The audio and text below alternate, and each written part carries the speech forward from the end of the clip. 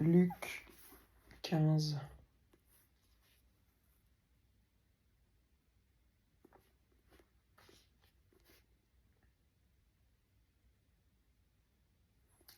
Donc c'est Luc 15, 11. Parabole du fils perdu et de son frère.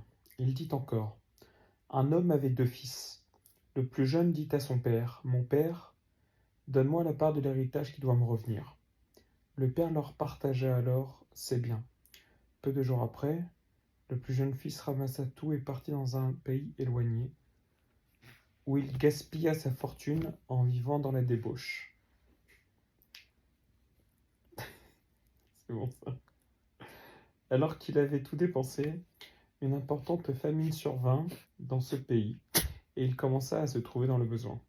Il alla se mettre au service d'un des habitants du pays, qu'il envoya... allez, voilà, merci. Qu'il envoya dans ses champs garder les porcs. Il aurait bien voulu se nourrir des caroubes que mangeaient les porcs, mais personne ne lui en donnait. Il se mit à réfléchir et se dit: Combien d'ouvriers chez mon père ont du pain en abondance, et moi, ici, je meurs de faim. Je vais retourner vers mon père et je lui dirai: Père, j'ai péché contre le ciel et contre toi. Je ne suis plus digne d'être appelé ton fils. Traite-moi comme l'un de tes ouvriers. Il se leva et alla vers son père. Alors qu'il était encore loin, son père le vit et fut rempli de compassion. Il courut se jeter à son cou et l'embrassa. Le fils lui dit: Père, j'ai péché contre le ciel et contre toi. Je ne suis plus digne d'être appelé ton fils. Mais le père dit à ses serviteurs: Apportez vite le plus beau vêtement et mettez-le lui. Passez-lui un anneau au doigt et mettez-lui des sandales aux pieds. Amenez le veau qu'on a engraissé et tuez-le. Mangeons et réjouissons-nous, car mon fils que voici était mort et il est revenu à la vie. Il était perdu et il est retrouvé. Et ils commencèrent à faire la fête. Or, le fils aîné était dans les champs. Lorsqu'il revint et approcha de la maison, il en entendit la musique et les danses. Il appela un des serviteurs et lui demanda ce qui se passait. Le serviteur lui dit: Ton frère est de retour, et ton père a tué le veau engraissé parce qu'il l'a retrouvé en bonne santé. Le fils aîné se mit en colère, et il ne voulait pas entrer. Son père sortit le supplier d'entrer. Mais il répondit à son père: Voilà tant d'années que je suis à ton service, sans jamais désobéir à tes ordres. Et jamais tu ne m'as donné un chevreau pour que je fasse la fête avec mes amis. Mais quand ton fils est arrivé, celui qui a mangé tes biens avec des prostituées, pour lui, tu as tué le veau engraissé. Mon enfant, lui dit le père, tu es toujours avec moi, et tout ce que j'ai est à toi. Mais il fallait bien faire la fête et nous réjouir, parce que ton frère que voici était mort, et il est revenu à la vie. Il était perdu et il est retrouvé. Ok. Alors, donc, le Père est Dieu. Et donc, en fait, il y a 2 fils. On peut dire que le premier fils, c'est très certainement un pécheur. Et le deuxième fils, c'est très certainement l'image du pharisien. Donc, le pharisien étant l'élite, on dirait jésuite, quelque chose comme ça aujourd'hui, j'imagine.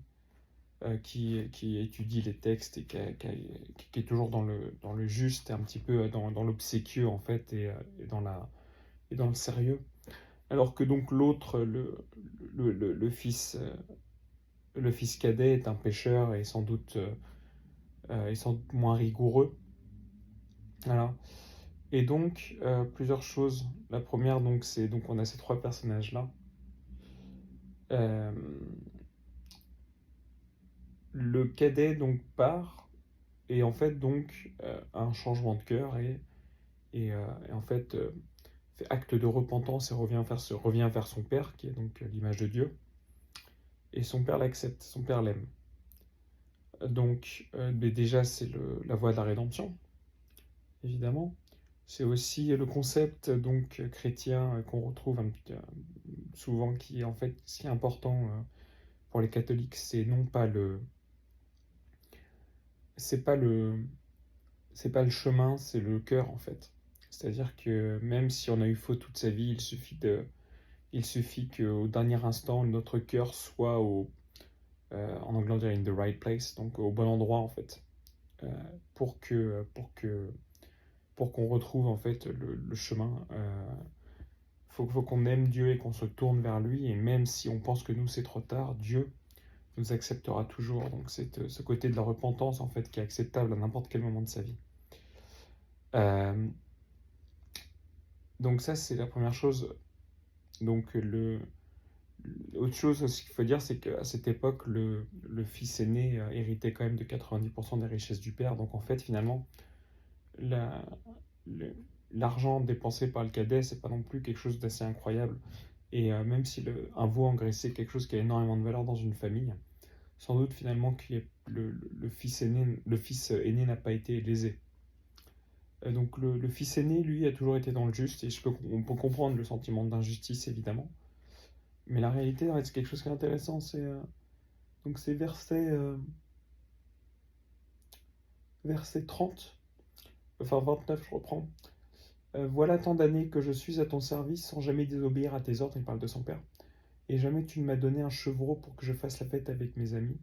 Mais quand ton fils est arrivé, celui qui a mangé tes biens avec des prostituées. Donc là, en fait, il dit, mais quand ton fils, il dit pas mon frère, il dit ton fils. Donc pour lui, en fait, il a déjà coupé les ponts, il fait plus partie de la famille, en fait, le fils cadet. Il a déjà plus ou moins renié. Euh, Tellement, en fait, il se sent lésé, en fait. Et en gros, que lui, il fait tout le taf avec son père, pendant que son frère cadet était à l'étranger en train de festoyer dans la débauche. Évidemment, les deux frères, leur attitude est compréhensible. Je pense qu'on a été les deux frères à différents moments de nos vies. Ce qui est intéressant, très certainement, c'est de constater que dans tous les cas, le père aime les deux, en fait. Aime les deux fils. Donc le premier, ça se voit vu qu'il l'accueille. Donc voilà, il se leva et alla vers son père. Alors qu'il était encore loin, son père le vit et fut rempli de compassion. Il courut se jeter à son cou et l'embrassa. Donc en fait, le père fait le premier pas finalement vers son fils qui n'est même pas encore fini de revenir. Il se jette à son cou. Voilà. Et de l'autre côté, il dit aussi au frère aîné, mon enfant, lui dit le père, tu es toujours avec moi et tout ce que j'ai est à toi. Donc c'est quand même très fort. Donc en fait, c'est un petit peu finalement, c'est que même le cadet et l'aîné, personne n'est parfait dans cette histoire. Les deux sentiments sont assez compréhensibles et humains, mais personne n'est parfait. On aurait plutôt tendance à trouver que le fils aîné en rajoute, mais je trouve personnellement que bon, il fait le taf, hein, il fait le taf, il est au champ avec le père, il assure en fait finalement. Et c'est vrai que tu as un sentiment d'injustice, hein, c'est réel. Mais, euh, mais finalement, l'injustice, elle n'est pas énorme en fait. C'est pas comme si en fait, la faute dans ce cas-là bien précis, je trouve, du cadet n'est pas non plus irréprochable. C'est bon, quoi. Il est allé faire l'amour avec des prostituées, et donc il gagne un veau, mais c'est pas non plus, il n'y a pas mort d'homme, j'ai envie de dire. Et justement, en fait, il trouve le chemin de la rédemption. Donc tout est bien qui finit bien. Et en fait, ce qui est intéressant, c'est peut-être que, en fait, finalement, Dieu, donc le Père, aime ses deux fils. Voilà. Et donc, en fait, personne n'est parfait dans cette histoire, à part évidemment le Père, Dieu. Mais, il aime autant son fils qui cherche à retrouver le chemin du bon, que finalement l'autre fils qui lui est toujours dans le juste, le pharisien en fait, mais qui est un petit peu trop justement, qui se sent un petit peu trop blessé par l'injustice. Il y a un petit peu d'amour propre, j'imagine. Un peu trop d'amour propre. Voilà. Donc, c'est évidemment super intéressant, je pense, surtout parce qu'on peut se replacer par rapport à plein de moments dans la vie. Il y a ce tableau de Rembrandt qui est au musée de l'Ermitage à Saint-Pétersbourg, donc voilà, qui s'appelle Retour du Fils prodige. Donc en fait, la partie intéressante du tableau, c'est là, donc c'est juste en fait c'était une manière de peindre au XVIIe siècle, donc Rembrandt néerlandais. Donc c'est intéressant de savoir parce qu'en fait, finalement, il y a eu beaucoup de problèmes dans sa vie à Rembrandt avec son fils, l'héritage, et en fait la mort de je crois, de ses deux enfants en fait, avant la sienne. Donc le cadet et les problèmes d'héritage qu'il y a entre le fils cadet et le fils aîné, donc finalement c'est quelque chose, je pense que c'est une parabole qui lui parlait énormément. Donc là en fait, finalement c'est juste des témoins, ce qui est intéressant vraiment, voilà, c'est le père et le fils donc qui revient en lambeaux et donc le père accueille. Ce qui est intéressant, voilà, ce qu'il a regardé, c'est d'un côté le père qui est en rouge, donc qui représente certainement l'église et qui accueille en fait le pécheur qui est en lambeaux en fait. Donc c'est le côté, les deux couleurs intéressantes, donc c'est évidemment le blanc et le rouge, et on peut voir qu'il y a deux triangles en fait. Il y a un triangle qui part comme ça, en fait ça fait un losange. Et en fait donc tu as le losange de l'église qui vient protéger en fait finalement le pécheur. Et quelque chose que j'avais pas vu mais qu'on m'a expliqué qui est très intéressant, c'est les mains. Donc la main qui est là en fait, c'est une main qui est très féminine et très belle en fait, très blanche. Tandis que la main là-bas, elle est vachement plus rugueuse et grosse et puissante. Voilà, donc ça en fait, on peut considérer que c'est l'amour de Dieu et l'amour de la Vierge Marie. Voilà. Euh, pour le tableau de Rembrandt qui reprend cette parabole. Donc je trouve que c'est super intéressant, ça fait évidemment bien réfléchir. Euh, et les trucs à en tirer, c'est déjà que c'est vraiment ce concept dans la chrétienté que finalement ce qui compte, c'est là où est ton cœur. C'est il n'est jamais trop tard pour te retourner vers Dieu. Dieu t'acceptera et t'aimera toujours. Et donc, Dieu te connaît en tant que pécheur et il t'aime pourtant, il t'aime toujours en fait. C'est ça qui est intéressant. En fait, que le fils cadet, il aimait en fait son père aimait le fils cadet, il devait s'inquiéter pour lui, et vu que dès qu'il revient, il se jette à son cou. Donc pendant qu'il était en train de faire l'amour avec des prostituées, il s'inquiétait pour son fils cadet, donc il l'aimait, et il n'a pas hésité à lui donner sa part de l'héritage. Et, euh, et il aime autant son fils aîné en lui disant tout ce qui est à moi t'appartient. Donc en fait, c'est vraiment cette notion d'amour. Voilà. Je vais conclure ici.